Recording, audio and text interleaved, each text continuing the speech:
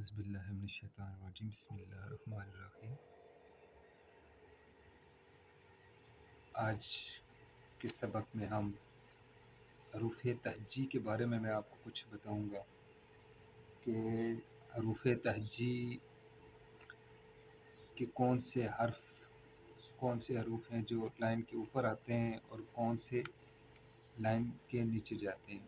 سب سے پہلے ہم لکھیں گے الف، تو الف اوپر والی لائن کے ساتھ ٹچ نہیں ہوگی، بالکل سیدھی اس لائن تک۔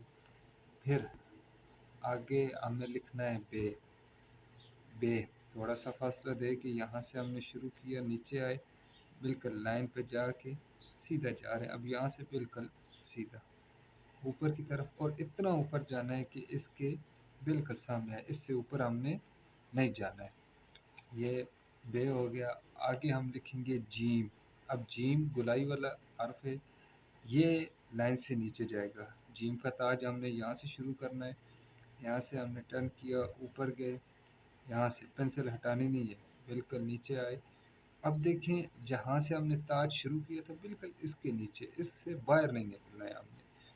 یہاں سے ہم نے اس کو گول کیا، آئے گلائی، پھر یہاں سے یہ اوپر کی طرف، یہ ہماری جیم بن گئی۔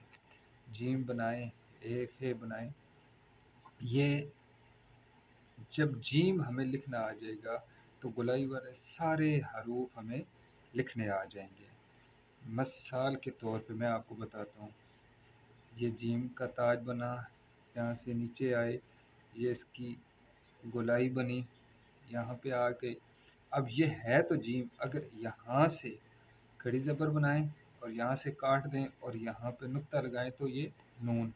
اب یہاں سے یہ لام، یہاں سے ہی ہماری سین، یہاں سے ہی ہماری سواد، گلائی وہی جا رہی ہے، وہی گلائی جا رہی ہے، یہاں سے ہی ہماری قاف۔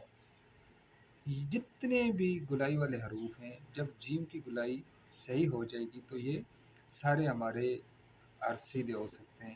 اس بات کا خاص خیال رکھیں، صرف آپ کوشش کریں کہ جیم کی زیادہ سے زیادہ مشق کی جائے۔ جیم کا تاج یہاں سے آپ نے شروع کیا، اس سے باہر نہیں آپ نے نکلنا ہے اس کی گلائی کو، اس کا پیٹ یہاں پورا آئے گا۔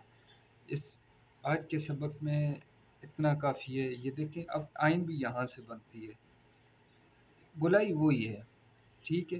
اس کو آپ نے خاص خیال رکھنا ہے۔ چھوٹی یہ بھی آپ یہاں سے بنائیں تو چھوٹی یہ بھی بنے گی۔